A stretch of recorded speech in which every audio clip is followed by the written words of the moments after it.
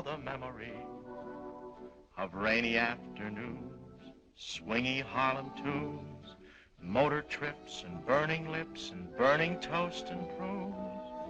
How lovely it was. Thanks for the memory of candlelight and wine, castles on the Rhine, and moments on the Hudson River line.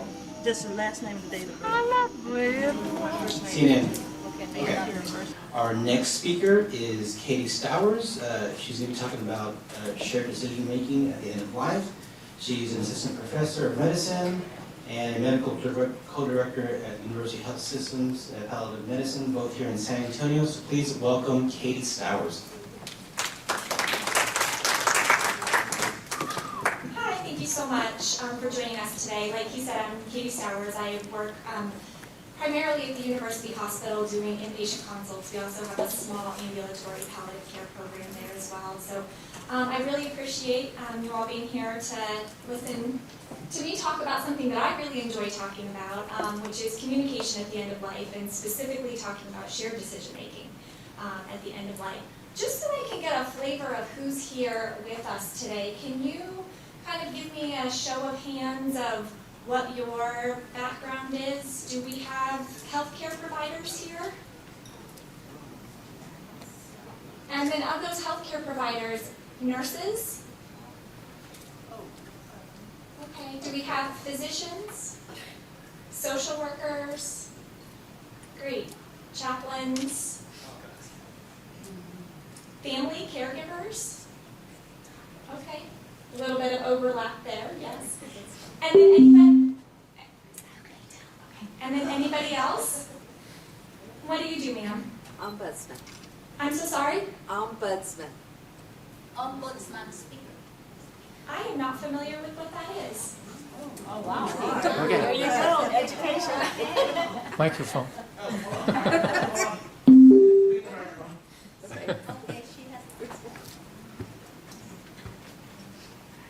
Ombudsman. And we advocate for seniors in nursing homes and assisted living facilities to Lovely. ensure their rights. That's fabulous. It almost sounds like you just made that up, right? It's Swedish. Sweet. Well, wonderful. Thank you. Well, thank you so much. So today, like I said, we're going to talk a little bit about shared decision making at the end of life. I don't have anything to disclose. Today we're going to talk about, first I'm going to take you back through just briefly a little bit of the history of medical decision making in the United States. Then I'm going to talk to you about some of the principles of shared decision making, and then really get into more of the nuts and bolts, talking about the role of shared decision making in the end of life, and then give you a couple tools that you can actually take with you when you leave here, some kind of tricks of the trade, some tools that you can use when you're actually communicating with patients. So before we get started, I'm actually going to let us watch briefly a little video clip to kind of set the stage for what we're going to be talking about here today. Bear with me while I find it.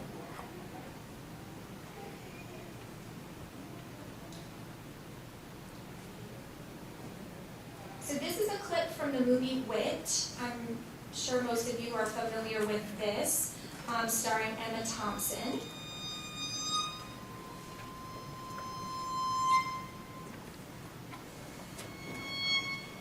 So go ahead and raise your hand if you're having difficulties hearing the conversation when it comes on. We'll get the volume adjusted.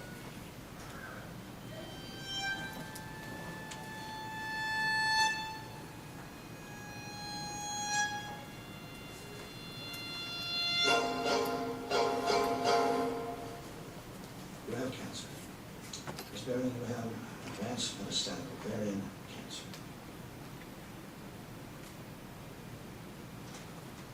Go on. You are a professor, Ms. Beck. Like yourself. Speaking. Now then, you present with a growth that unfortunately went undetected in stages 1, 2, and 3. Now it is an insidious adenocarcinoma. Insidious. Insidious means undetectable at an early stage. Insidious means treacherous. Shall I continue? Environment. invasive epithelial carcinoma, the most effective treatment modality is a chemotherapeutic agent. We are developing an experimental combination of drugs designed for primary silent barrier that target specificity of stage 3 and beyond administration. Am I going too fast? No. You will be hospitalized as an inpatient for treatment each cycle. After the initial 8 cycles, you will have another battery of tests. Antineoplastic will inevitably affect some healthy cells, including those lining the gastrointestinal tract from the lips to the anus and the hair follicles. You will, of course, be relying on your resolve to withstand some of the pernicious side effects. Geri-Ed, Oh, I beg your pardon. do you have any questions so far? Please go on. Perhaps some of these terms are new? No, you're being very thorough.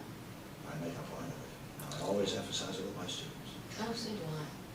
Thoroughness, I always tell my students, but they are constitutionally averse to things they can work. Yours too. Oh, it's worse every year. Mine and mine. They haven't got mine, do they?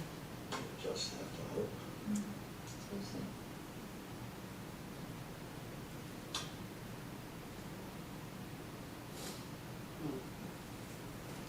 So I think as providers and healthcare professionals and people involved in the care of aging and seriously aged patients, we are not unfamiliar with conversations like this, with the delivery and the discussion of bad news, life-changing news, and discussing what the treatment options are going to be as a result of that news.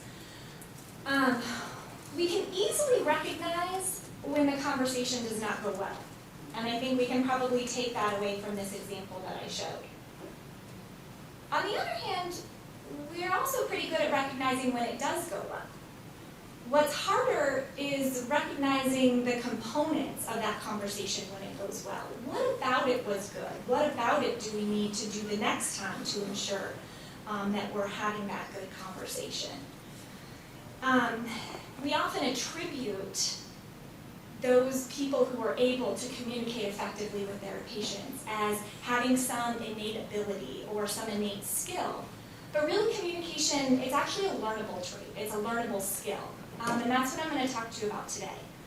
I want to, through this presentation, describe what is effective communication, and then, as I said earlier, give you some tools to be able to apply that effective communication to your patients. To kind of best understand where we've come from and where we are today with regards to medical decision making, we're going to take a step back and we're going to talk about the history. So, pre-20th century, really at this time, medical decision making was based off of the Hippocratic Oath. So that's the physician kind of mantra that gave them direction on how do we practice medicine. And really that mantra summarized down was, as the physician, your job is to do what you think is best for your patient. In a time period where medical treatments really were no more beneficial or had better outcomes than quack treatments, physicians really had their work cut out for them to ensure that their patients trusted them. And they relied on this physician-patient relationship and kind of this physician knows best mantra to ensure that their patients followed their recommendations and trusted them and respected them. The way that they kind of earned this trust was twofold. One, like I said, it was through the relationship that they built. So they made home visits, and they actually placed hands on the body to do physical exams and really created this close intertwined relationship that built trust. But also there was this concept of don't tell the patient things, hide things from them that may not be in their best interest. And we call this was called benevolent deception. And so to give a small example of this would be if a mother had a baby that was severely injured or debilitated, they may even tell the mother that that baby passed away, thinking that it was better for the family not to have to bring up this severely disabled child rather than suffer through, what they thought would be the shorter period of time for the grief. And so that's how physicians kind of built this relationship of physician knows best being the authoritative voice over the obedient physician. Nowhere in this model was an option for really the patient to have any voice in their medical care. This shifted around the 20th century, and about this time was kind of the end of the American Revolution and the Enlightenment period, when people were starting to realize that, well, maybe I don't need someone to tell me what to do without me having data to prove that this is actually working. At the same time, medical research was really blossoming, and people were learning that these medical treatments that were recommended to them previously really weren't necessarily any good. And so there was this kind of revolution in thought that, well, maybe physicians, either there had to be some deception there. And so people began to believe that it's not so much that the physician knows best, but I know what's best for me, and I'm going to be the one who's in charge of my care. And so that pendulum really had swung back towards the other side. Currently, I think that pendulum is really shifting back over more towards the middle. In 2001, the Institute of Medicine actually put out a report that really talked about patient-centered care and getting the patient involved in the medical decision-making that was going on. So it gave recognition that the physicians do know what the medical treatments are, but the patient knows what's best for the patient. And somehow we have to combine those two things together, and only then will we come up with the best treatment plan for that individualized patient. So just because someone has a diagnosis of dementia doesn't mean their treatment plan is going to be the same as their next door neighbor with dementia, because everybody's social circumstances and preferences for care are different. And so it takes the medical opinion and recommendation and melds it, like I said, with what's best for the patient. And that's hopefully the way that we're practicing medicine now, and it's definitely what's accepted as appropriate for medical decision making at present. So this melding of what the physician knows and what the patient knows is what we call shared decision making.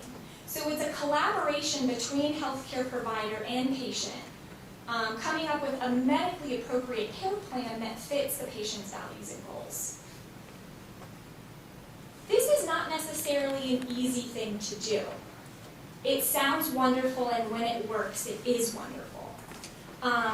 Shared decision-making now is what we would constitute effective communication. And when it works really well. Patient and families are happier. At the end of life, which is specifically what we're talking about today, there's less psychological morbidity with, in grief and bereavement. Quality of life is improved. There's less malpractice litigation. People are more likely to follow the recommendations when it's something that they think is important. But it's not easy to do, like I alluded to before. Having these conversations, really sitting down, let me back up. To get to shared decision making, you really have to sit down with the patient and family, and you have to delve in. What is important to you? What is your background that will help guide your decisions? And these conversations are complex. They're difficult to have. They're emotionally charged. It involves time. And so it's difficult and it's hard for healthcare providers to not only have the time to do it or know how to do it, but have the, I'm losing my word, I'm so sorry, have the motivation is what I was trying to say, to have these conversations. It brings up emotions on both sides, not only the patient, but also the provider as well. Like I said, it's time consuming. A lot of us don't have training in how to have these conversations. And then it really drums up each person's fear of confronting their own death while you're confronting that with the patient. So those are some of the barriers, I think, that really make it hard to have these conversations. That's, as we continue through this conversation, that's one thing that I hope I'll be able to provide you with is a couple tools that you can take away so you feel a little bit more prepared to actually try to have these conversations when you're confronted with these situations in your own practice.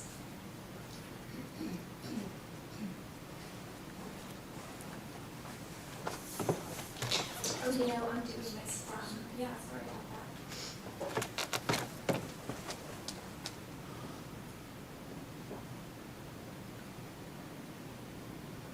So let's talk a minute about what is effective communication. So, and specifically effective communication at the end of life. So it really relies on two different pieces. One, it relies on that patient-centered approach. So getting to know your patient, getting to know their preferences, their values, their goals, their social situation. So you can really know that the plan that you're helping them to develop is preferable to them, but also achievable.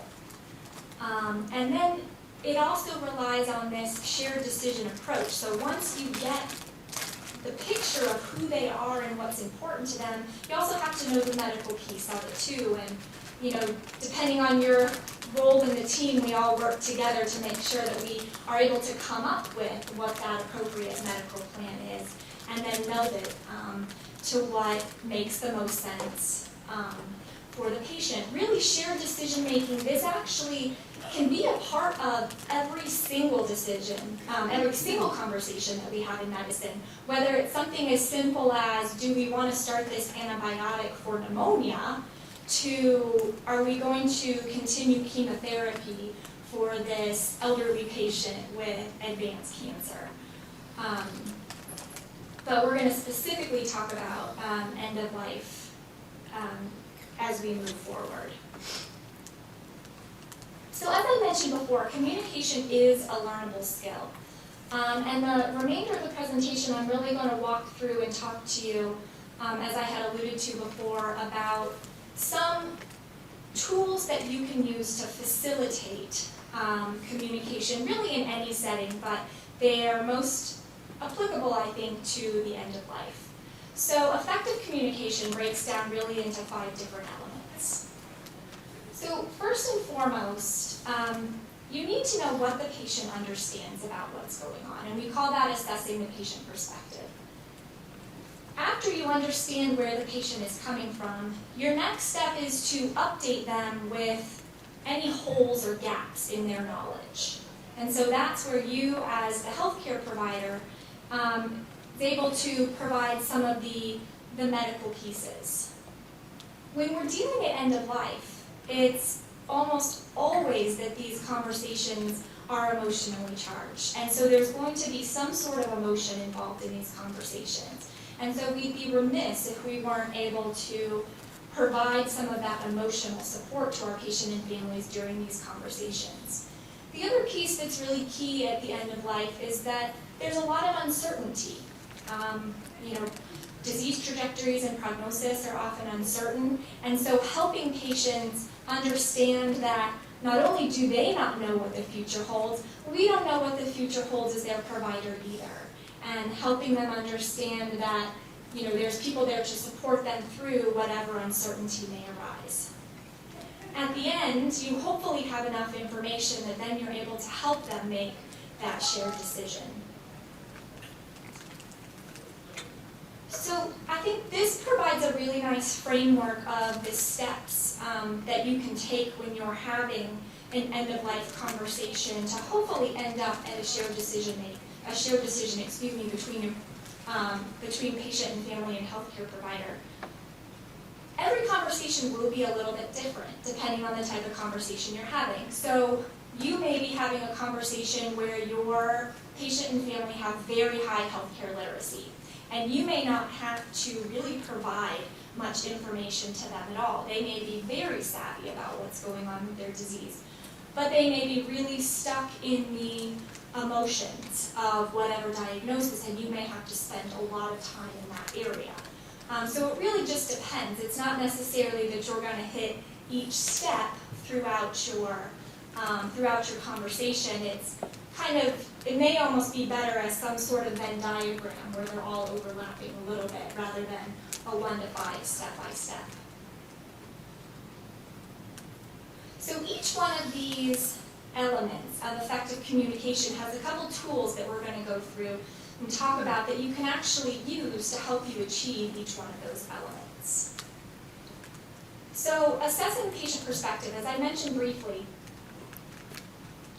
the goal is to really here understand what the patient understands about their illness.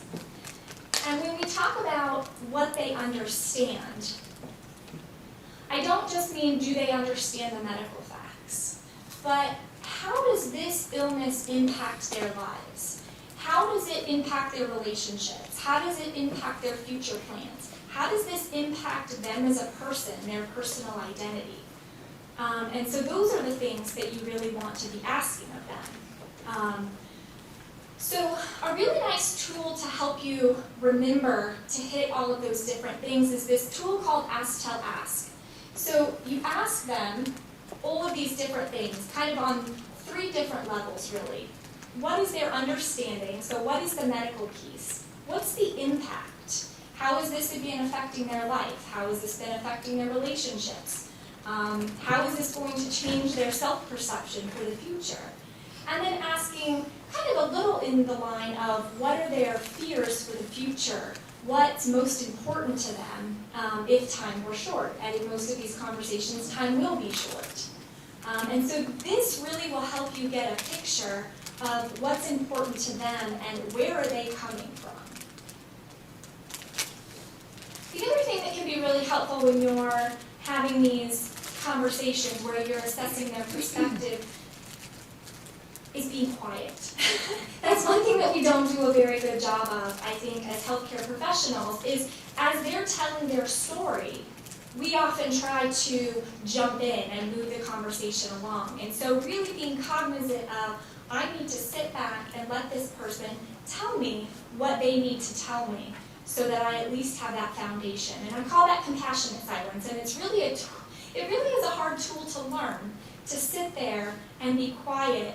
And I'm not just talking about while they're talking. I mean, I think as healthcare providers, we all can be respectful and not interrupt. I think we probably have, as human beings, all learned that skill pretty early on. But this is more when they get done telling you something, to allow a moment of silence, to sit there and kind of resonate in the room, which allows them the opportunity to continue on with the conversation in a direction that maybe they would prefer to go. Yes?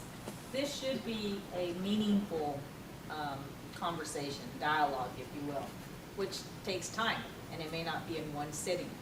And when you have, I don't know what everybody else's, how much time they have. I mean, you almost have to plan to break it up or spend just that much time with them in order for it to be meaningful, because it should be.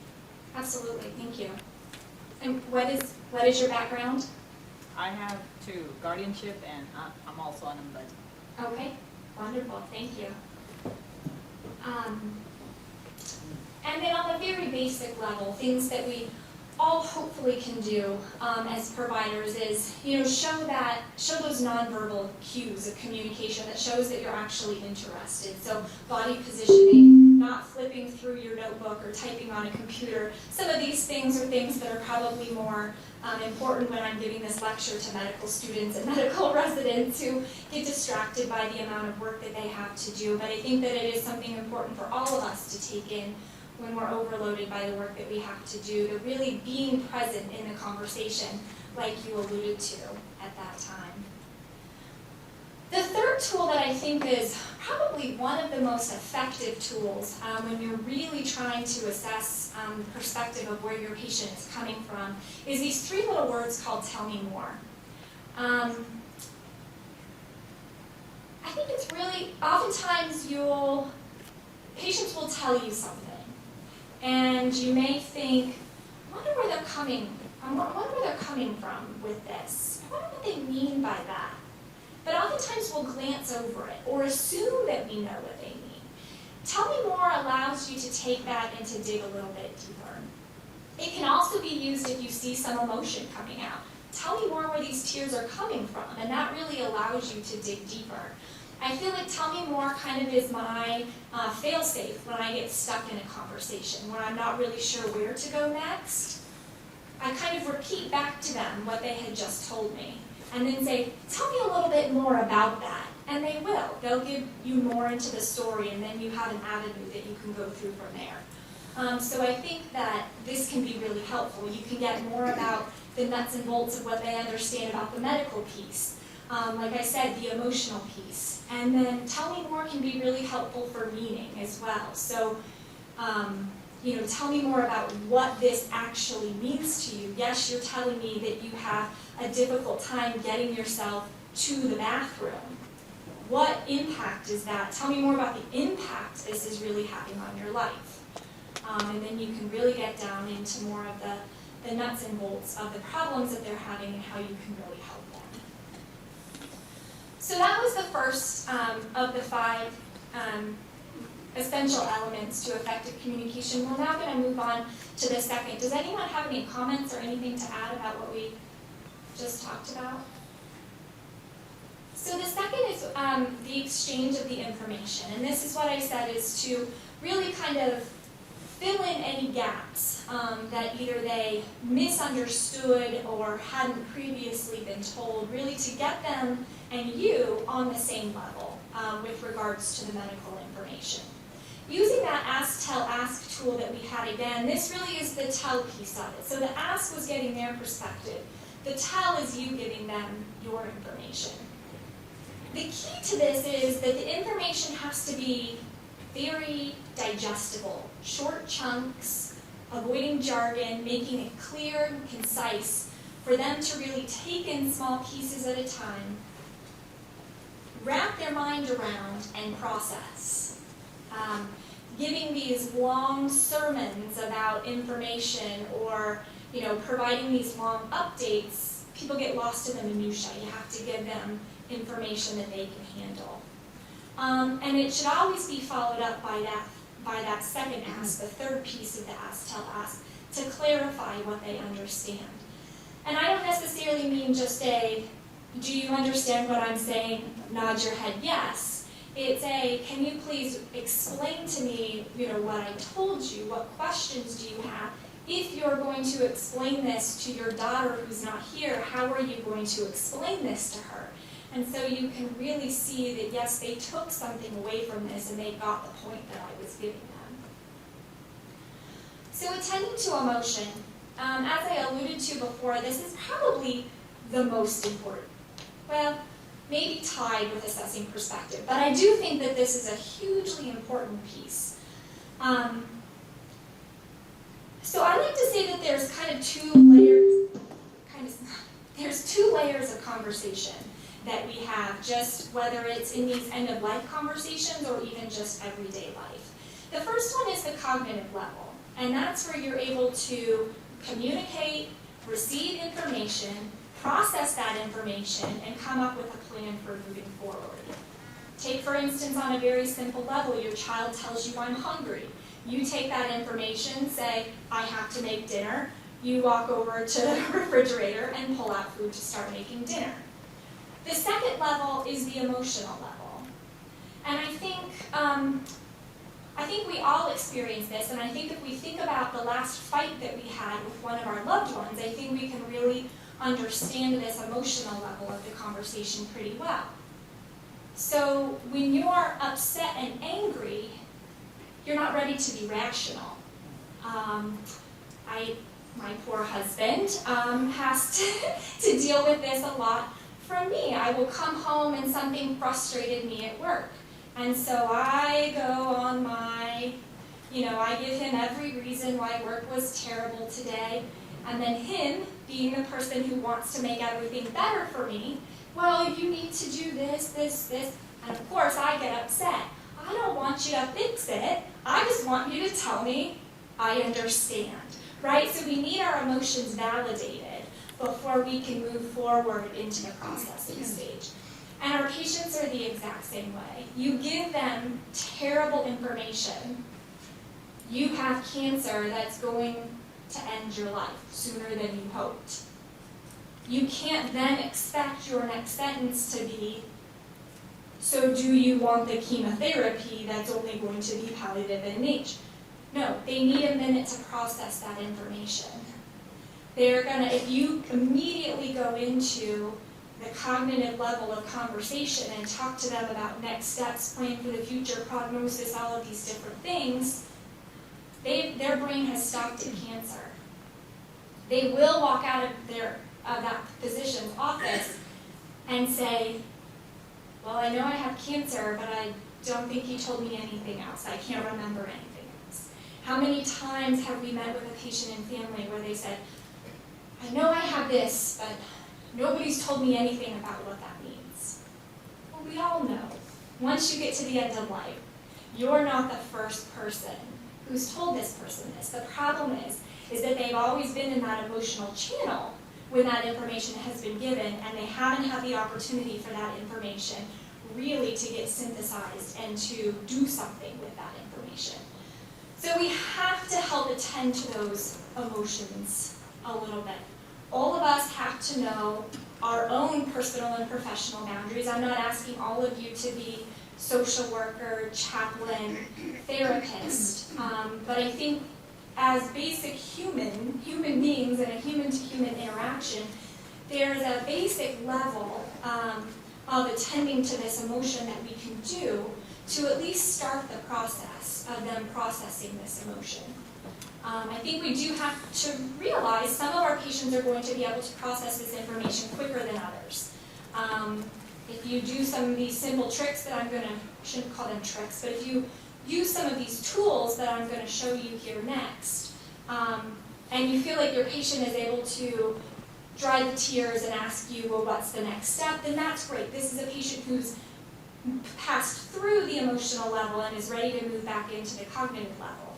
If this is a patient who's still crying, who's still upset, who's still stamping her foot saying this isn't fair, then that's probably a person that you need to stop the conversation with. Give them time to process. Bring in other members of your interdisciplinary team to help process that information and come back to move into that cognitive part of the conversation at a later date. But that being said, let me show you a couple of these tools. I really like this nurse mnemonic. Anyone who has ever met a nurse knows that they are probably one of the best at providing that one-on-one, patient-centered care, really providing that emotional support that a patient needs. That being said, it actually works really well for the tool as well. So the nurse mnemonic stands for name, understand, respect, support, and explore. And what this is each one of these is a different emotional statement that you can use to respond to your patient's emotions.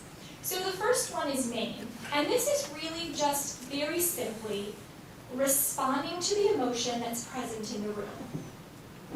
When you walk in and see tears, we all think tears, this patient's sad, but actually saying it out loud validates the fact that you recognize what's going on. I think it's also helpful when there's some anger or frustration in the room. I've used this tool a lot to say, when I'm in a conversation with a patient where they're very, very frustrated. Sir, I see that you're frustrated. Usually you're going to get a little bit of excitement back. Of course I'm frustrated. I'm frustrated for this. But then at the end it's kind of that, I got it off my chest. Now I'm ready to move forward. Do you want, And so it can be very helpful. When I first started trying to use this tool, I was nervous about being assertive and saying, I know how you feel. Who was I to tell someone that I know how you feel? And so coming at it more suggestive can be helpful. it seems like you're frustrated. But even getting the emotion wrong can be helpful. So I'll tell you, one time I told a gentleman, "Sir, it seems like you're really frustrated." And he was sitting down and fidgeting, and when I said that, he stood up, got in my face, pointed his finger, and said, "I'm not frustrated, I'm PO'd." And then gave me the list of 10 things that had made him so mad. And then he did. He sat back down in his chair, and he looked at me, and he said, "And who are you, and what did you come here for?" But in a very different, more calm. And so even though I got it wrong, it created a relationship there between the two of us that he realized I was there to help him, I was there to be his advocate, and then he had this relationship with me that we were able to move forward. So I think it can be effective even if you get it wrong. And these are just a couple examples, additional examples. So the next is an understand statement. And this is really just to say the things that we're all feeling inside. So when you're sitting there talking to a patient that has really unfortunate circumstances, we're feeling terrible inside for them. We're thinking, man, this is a really crummy situation. Man, I don't know how they're doing the things that they're doing to get by on a day-to-day basis. But we don't ever really validate that for the patient. And so something as simple as, I understand why this situation is so frustrating for you, can really go a long way. It aligns you with the patient and their situation, saying, I'm not just some, outsider looking in.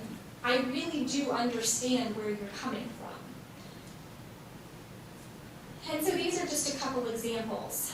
And I specifically like the one on the bottom that says, I can't imagine what it's like for you to consider how to balance your career with the well-being of your children. And so it just takes that of, listen, I understand, I see everything that you're going through. I can't imagine how you're doing it. I understand how hard it is. And really giving them some support for everything that they've been going through. The third is respect. And I think we all probably do a really good job of the nonverbal respect. Handshakes, and we're all very appropriate. But some verbal respect can go a long ways, and that comes in the form of praise, but can also come, it also can come in the form, of some other statements that I'll show you here when we move through. I think a lot of our patients feel like they're underappreciated for the things that we do. I like to tell the story of the elderly gentleman that I had cared for, actually his wife. And his wife had very, very severe dementia. And he had kept her out of nursing home for years. She had never gone to a nursing home. And she was admitted with, I believe it was an infection to our intensive care unit. And I remember the nurses were being very, very hard on the husband and saying things like, how does this gentleman think that he can take her home? Why is he sustaining her like this? Why doesn't he just let her go? And so he felt all of these emotions and all of this, like he hadn't done a good enough job because now this woman that he spent his entire life caring for has ended up in the ICU. But the reality of it is without him, this poor woman probably wouldn't have lived nearly as long as she had. She had 0 bed sores. She was pristinely taken care of. And so giving him that respect of, my goodness, what an amazing job you've done. What an amazing, loving husband you are for taking care of her the way you have, when most other people would have had to use the support of a nursing facility to provide this kind of care. And so giving them the respect for the things that they're doing. The young mother who's getting chemotherapy. The numerous situations where our patients really do amazing things and don't get credit for all of the different things that they're doing, it can go a long way. The S stands for support, and I think when we're talking about end-of-life decision-making, a lot of times our patients fear abandonment. You know, what is the next step? What is the future going to look like? Am I going to be alone? Am I going to be in pain? Am I going to be scared? And so offering them that support that we will be here for you. We will make sure that you're properly cared for. We will make sure that when you leave the hospital, the home setting is an appropriate one that's going to be safe for you. And so knowing that they have someone there who's going to help them can hopefully alleviate some of those fears that they have. And the last is explore. And this again really is just to explore the emotions. And this again is my favorite little tool to tell me more. When you see the tears, ask where they're coming from. You'll be surprised. You may think that it's because their loved one is dying, but maybe it's coming from a different place. And if you don't ask, then you don't know. I had a woman once, she was younger, and her husband was about 20 years older than her, and he was dying. And I walked into her room, and she was in tears. We were doing he wasn't going to be able to make it out of the hospital. He was actively dying, and so I thought her tears were because her husband was dying. And so I came in, sat down, and just sat with her for a little while, and I finally asked her, "What's making you so sad?" And it was, how am I going to tell my grandson actually I believe it was, that they had been caring for like a son, that his grandfather is dying. And so that's what these tears were for. This is actually something that I can help with. We have child life counselors, we have bereavement, but I never would have known to provide that sort of support unless you ask. My initial assumption that the tears were for the anticipated loss of her husband, I would have missed that opportunity to provide that extra layer of support for them. So always explore. So the fourth piece is managing the uncertainty. So with every conversation in end of life comes some sort of uncertainty. Will I have symptoms? How long will I be like this? When will I die? What will happen to my family?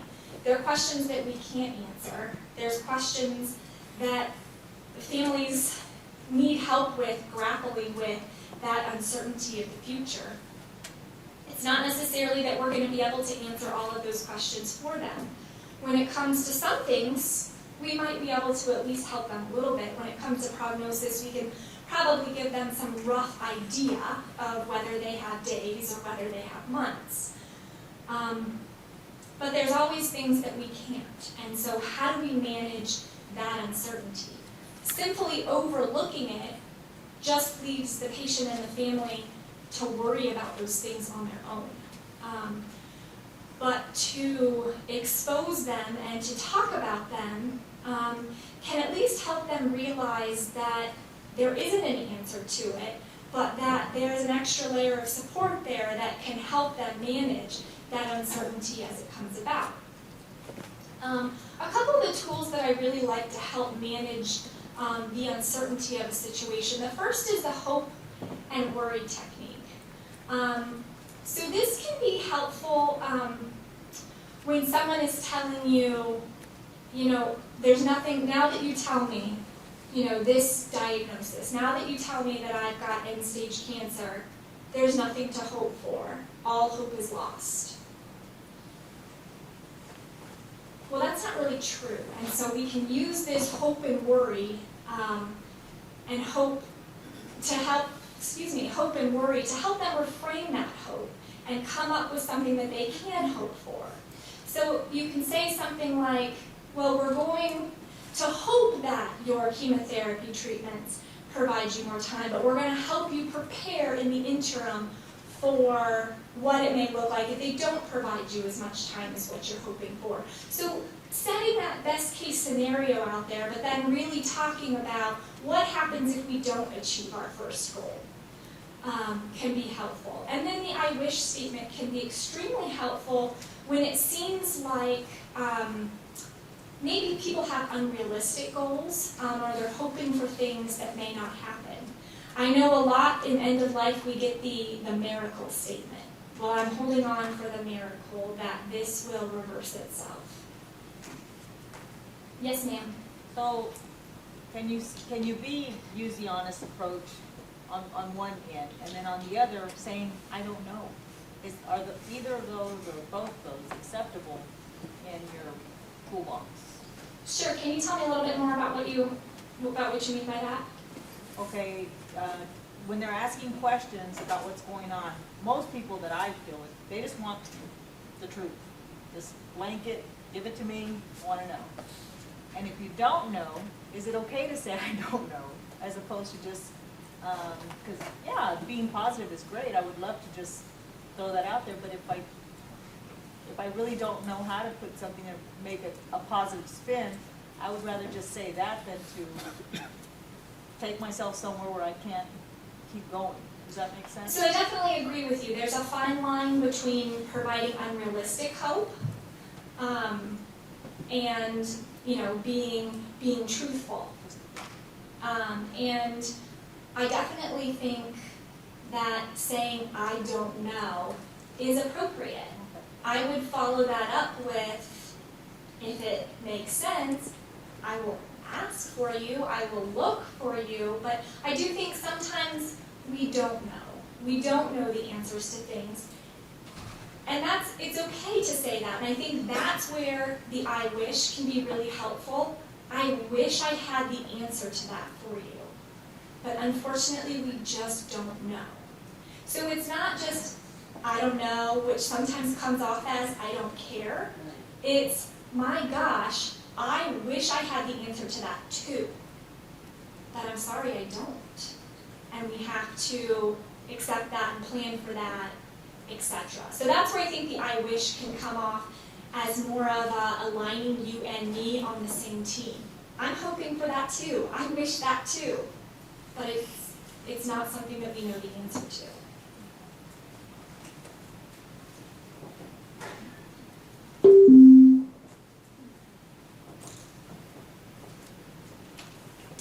So the very last piece, kind of the final piece, is this shared decision making. And this is really where it all comes together. You can't just jump to step 5. Unfortunately, you need 1 through 4 to get there, and we talked about that at the beginning. You can't possibly bring the patient's perspective into your decision-making process if you haven't asked them first. The patient can't be ready to move on to that cognitive piece of making a decision until you've attended to the emotion and the uncertainty of the situation. But once we get here, once you've done all the hard work, then let's talk about how you actually get to that shared decision making. I think oftentimes we find ourselves not wanting to be paternalistic, not wanting to practice that 20th century medicine where physician knows best, where provider knows best. And so we often shove these decisions back on the patient and family and say, so what do you want to do? A lot of times that's really unfair. A lot of times they don't have that medical information or the ability to weigh the different options without some help. That's what we've been trained to do as healthcare providers, is we know the medical piece, we know their options.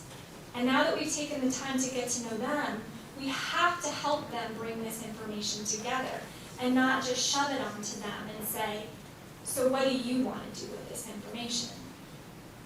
So it can be appropriate to make a recommendation. I like to call this maternalism.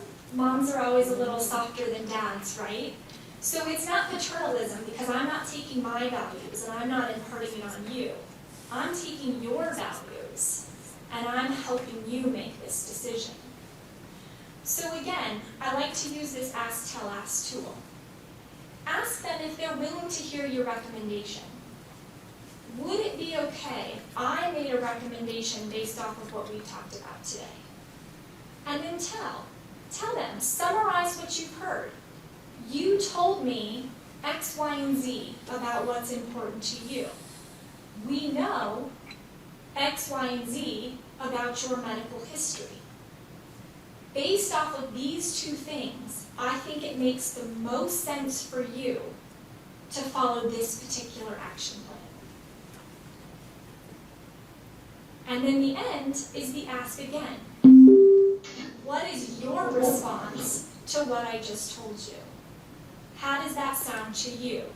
So you're giving the recommendation, but you're not telling them this is what we actually are going to do. You're saying, this is what I suggest may be reasonable based off of what you've told me. And then they have the option to tell you to go jump off a cliff or say, yeah, this does actually make sense based on everything we've talked about.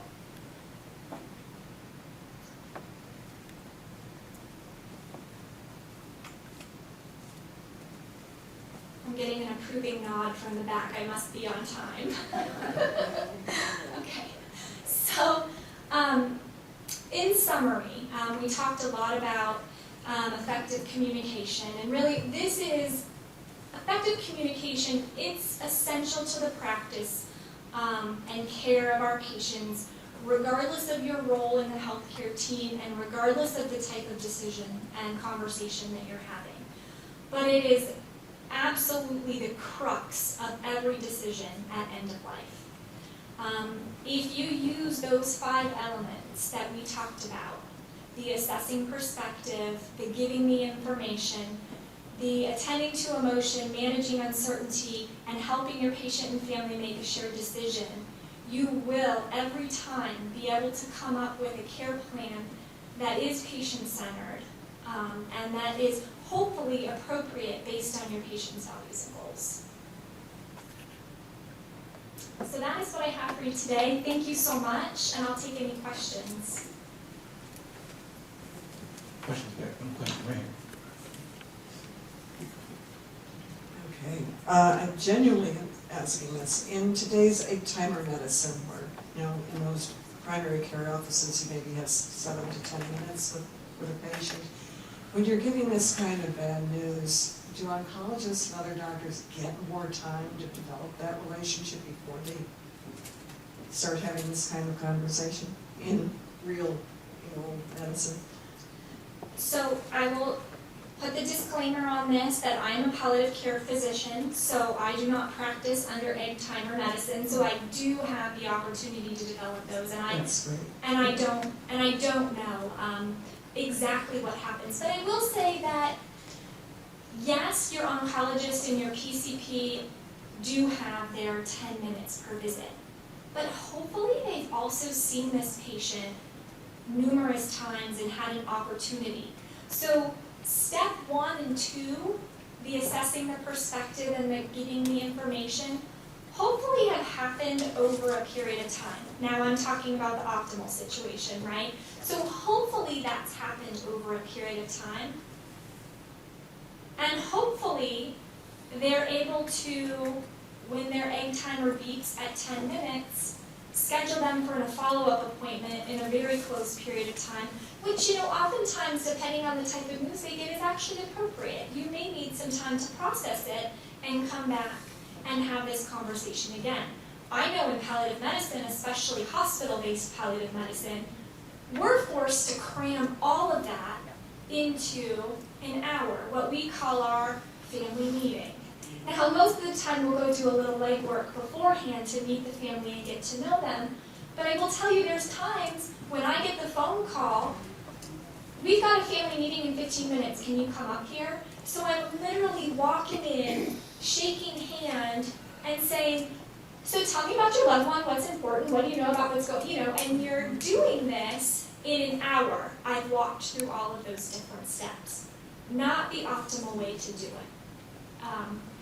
So I would have to say it's probably not optimal on both sides, but maybe for our primary care physicians and our oncologists and geriatricians and other providers like that, they do have that benefit of having a longitudinal relationship that hopefully helps them through these conversations. Thank you, that was a great question. Thanks for the Any memory more questions? Any more? of rainy afternoons. Okay, thank you so Swingy much, Dr. Harlem. Stark. Thank you. How lovely it was. Thanks for the memory of candlelight and wine, castles on the Rhine, the Parthenon. And moments on the Hudson River line.